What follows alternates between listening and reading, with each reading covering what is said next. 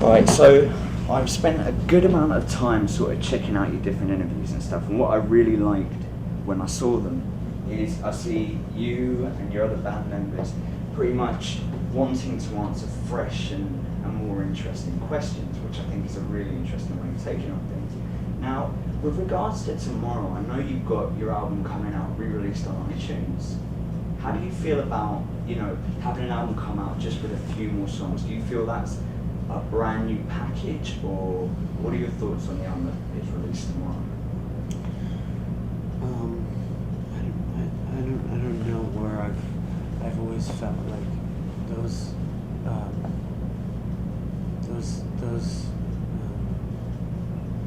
especially nowadays, I think those special edition or limited edition CDs or special re-released editions of CDs are to give the people who stole the album the first time around a chance to buy it. So, and I don't have any problem with that in theory. So I feel like I'm just hoping that if there's people who've become fans of the album, then maybe they can consider buying it as well. Yeah. Makes sense.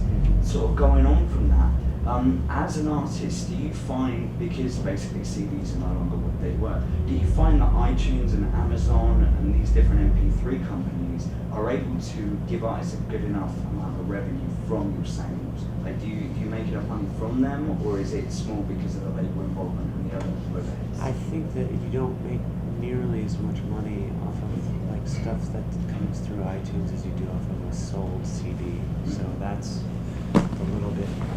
That's part of the way, though, that that's part of the problem that we're facing as musicians and people who also buy music, because the places that you can pay for music and get a good download rate, get a good quality of the download. What's this?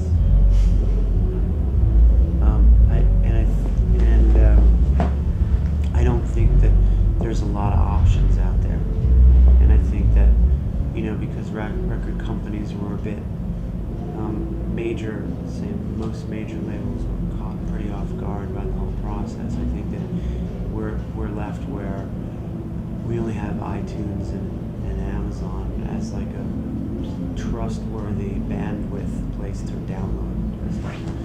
I mean, anybody who's ever tried to look for something on Blogspot to download or something knows what I mean. Is that oftentimes the link won't be there, or you'll try to download it but you can't, or it's half downloads, or those kinds of things. So I think that hopefully in the future there'll be a lot of different ways to pay for the downloaded music. Have you heard of the digital rights bill? I've heard of it. I wouldn't be able to quote it for you. Essentially what it is, it just passed in the UK about a week ago, and essentially what it is it's enforcing penalties on people that bootleg movies and music and other stuff. It's actually finally passed, so that's likely to change a lot of things. What are your feelings on the fact that, say, your average downloader that downloads an album could face a hefty fine?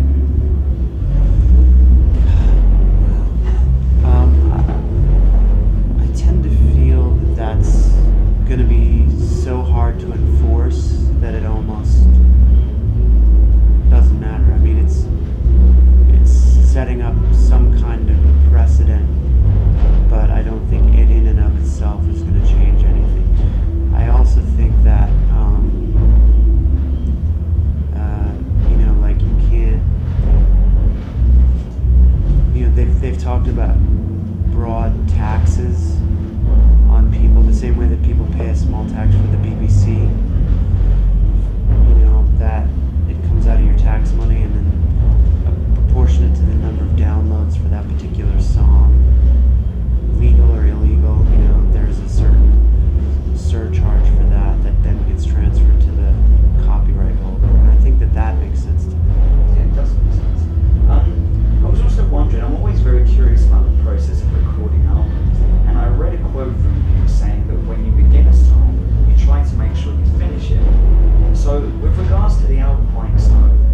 just set out to make 11 songs, and did you have it properly sorted out, or do you have a truckload?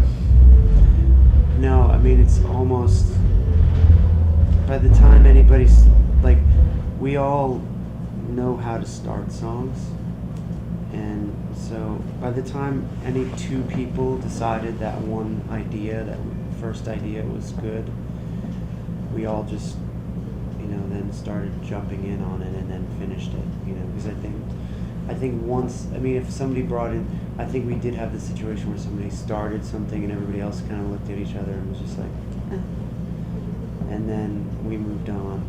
But I think that didn't happen very much, first of all, and second of all, I think once any two of us liked something, then it usually got finished. So. Do you ever find it kind of problematic because you travel around with a bunch of Swedish people and you're the American? Do you ever find sort of clashes because you're the minority in a group of people that are from another place and speak another language? Have you ever learned Swedish or gone into Well, I can understand a bit of it, and I would like to learn to speak it better than I do, but in short, yeah, there's certain things that are just different cultural things that are bound to come up when you're cohabitating this closely with people for, years now. Almost a year or so. But it's nothing that we can't, that, we all can talk and work out. So that's part of the thing that I think makes it sound interesting too. Is that there's two cultures kind of operating in the same. Have you explored much of Sweden? I know you've been there, that's how you met and so on and so forth, but is it a country you could consider yourself familiar with? Not as a country. I'm kind of familiar with Stockholm at this point. My girlfriend's Swedish. We've been going out for a while, so I can imagine us spending some part of the year in Stockholm, but I don't know if I could really see myself relocating there. If you were to recommend something in Stockholm for your average, North American follower that would have to go over there and see, what would that be? A particular bookstore or something that you really enjoy? Yeah. Well, most of the bookstores are in Swedish, so I don't really relate to them very much. But there's a couple music stores that are great. One is called Jam, and it's got a lot of really nice vintage equipment. And there's a place called Miike Snow 3, which is a modern art gallery that's in the north side of Sweden, which is a very beautiful bike ride. And I would also recommend the Stockholm City Bikes card, which is for like the equivalent of $20. You have a card which is good for the entire summer and into the fall.